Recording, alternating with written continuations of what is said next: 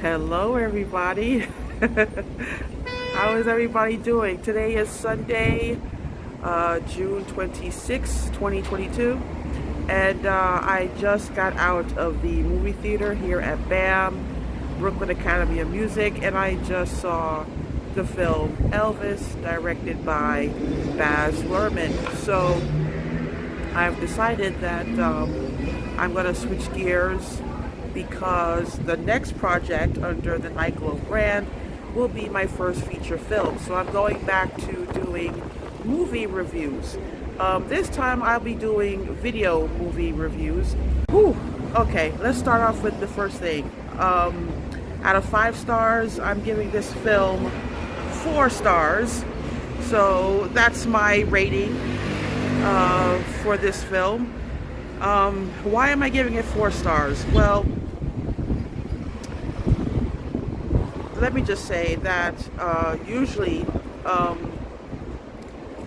I'm not a big fan of Baz Luhrmann.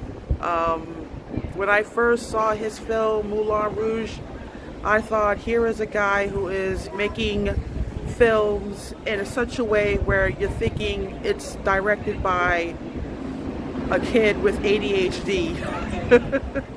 But over the years, Baz Luhrmann has gotten better as a filmmaker. He has his own style, and I think the style fits quite well with the story of Elvis. The film that really, made me become a fan of Baz Luhrmann was Australia. I thought it was a great film. And then I saw The Great Gatsby. That was also a great film. And I have to say that Baz Luhrmann, the older he gets, the better filmmaker he gets. And so yeah, I think that Elvis is probably his best film so far in his career. So it's just a fantastic film. What I was really surprised is how I reacted to the first 3-5 minutes of this film.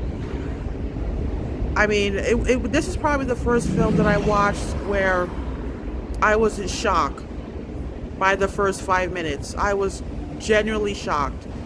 And the shock never really went away until the last frame of the film.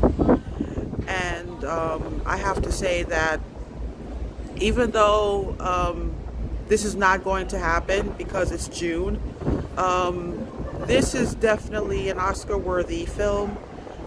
However, it's not going to, get nominated because we're just like in June, and,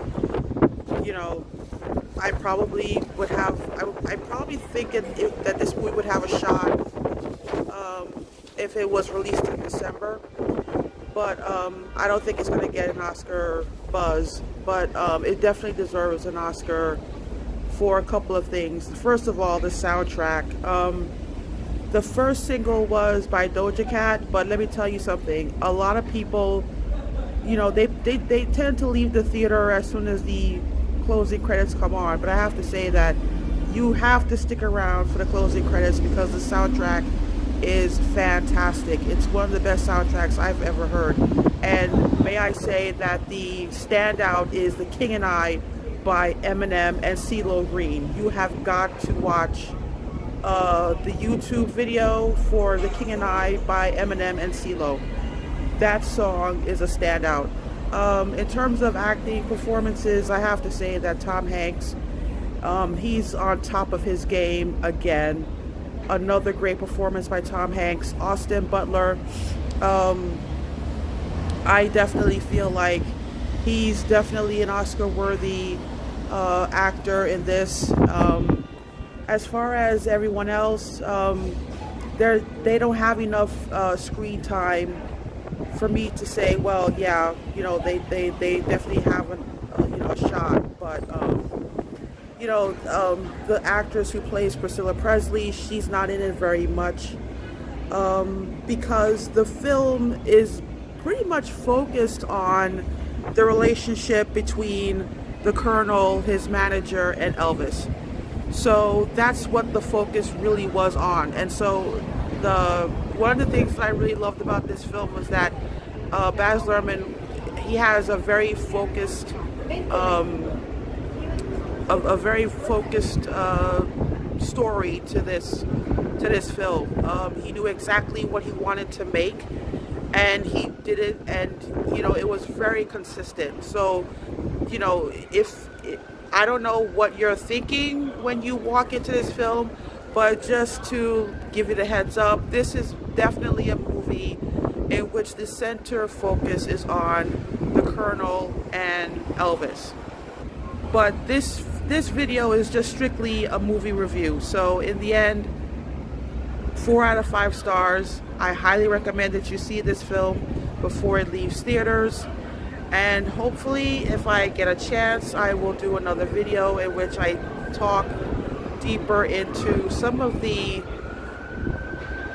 feelings that kind of, and some of the thoughts that I've had while watching this film. So anyway, you guys take care, and I'll see you in the next movie review.